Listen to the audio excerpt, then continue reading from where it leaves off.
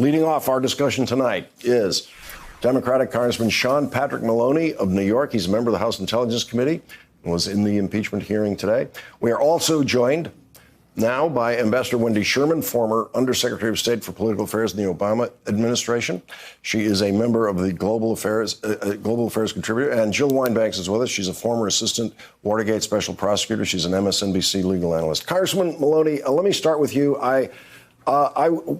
I just want to get from you why you decided to start with Ambassador Taylor's biography. Because it's an extraordinary story of, well, you use the word valor, and he's so understated and humble, you might not know that this is a person who graduated 5th in his class of 800 at West Point, and then with any choice he wanted, went to the thick of the fight in Vietnam and served with distinction. And that, of course, was just the beginning of his career. You know, 101st Airborne, he was with a 506th regiment. That's the famous Band of Brothers regiment. And then, of course, he serves his country for 40, 50 years. And I think it's important to compare and contrast that to the person who is calling him names or minimizing his account, not just the members of Congress, but, of course, the president himself, who made very different choices at that time in his life. And I just wanted people to know who this man was. I want to go to the new information that we learned today. Apparently, the committee members were notified about it before we in the public learned it when it was televised today. When he talked about that phone call overheard by Ambassador Taylor did, that phone call from Sondland to President Trump overheard by Ambassador Taylor's staff. What do you see as the import of that in this evidence? Well, it's a major development, and I can tell you we were all stunned when we learned it. This is not information we knew 24 hours ago. You now have another member of the Foreign Service who isn't just relaying something that someone told to him, Jim Jordan's ridiculous comments notwithstanding. He heard it directly because the president was speaking so loudly into a cell phone. Setting aside for a minute how crazy it is for the president to be having these kinds of conversations over an unsecured line with an individual at a restaurant. But what the Foreign Service officer heard the day after the president's famous call with the president of Ukraine was the president raising the issue of investigations, the Bidens, Burisma. We want to know more about that. That's one more conversation that corroborates the central misconduct of the president. And by the way, it calls into question again the completeness of Ambassador Sondland's testimony, because this is the first we're learning of it. Well, to say calls into question is very kind. It makes very clear that Ambassador Sondland left this out.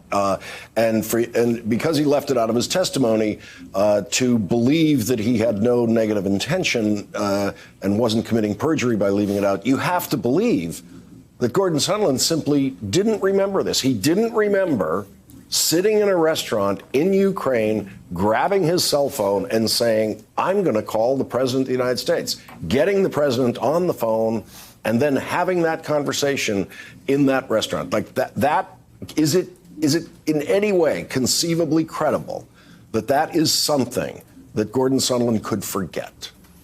No, not if it was 5 years ago, 10 years ago. We're talking about something that was, 5 weeks ago.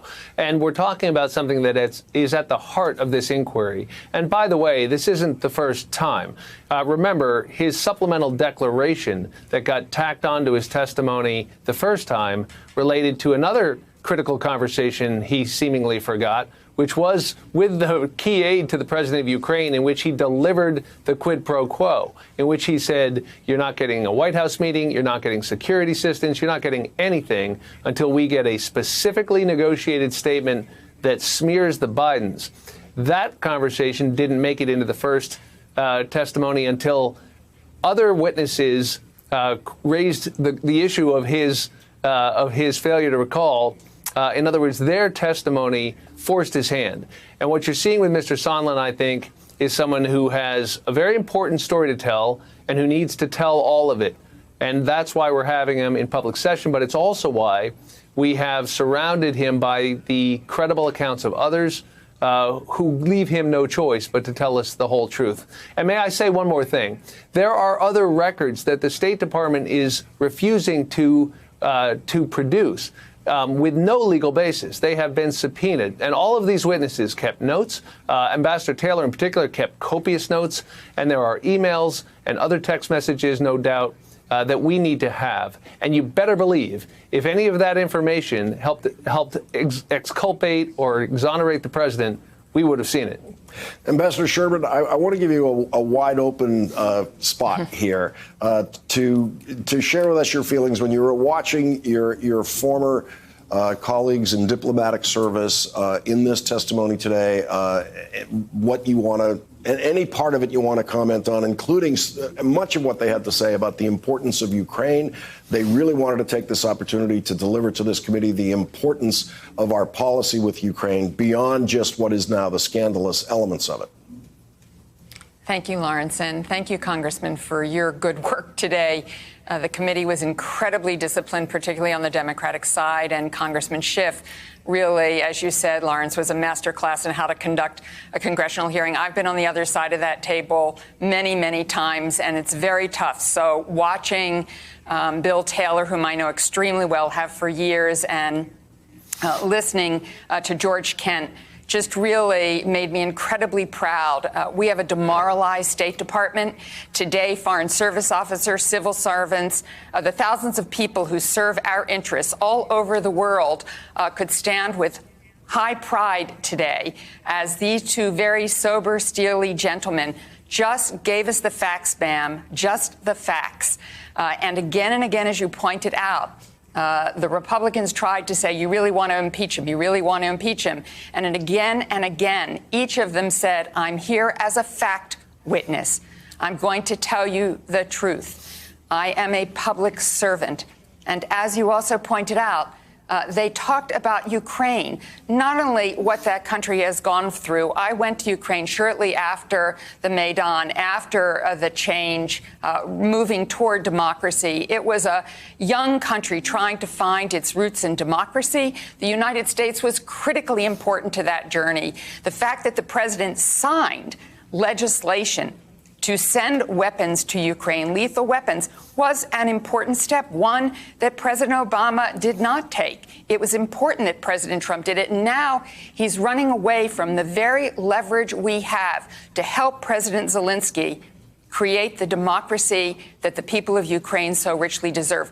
Finally, and thank you for this time, it was all about making sure that Russia did not take over Ukraine. As I've said on this program before, Mitch McConnell, after the Soviet Union fell apart, was a huge champion of Ukraine. And the reason why is he did not want to see Russia dominate Europe again. He did not want to see the Soviet Union recreated.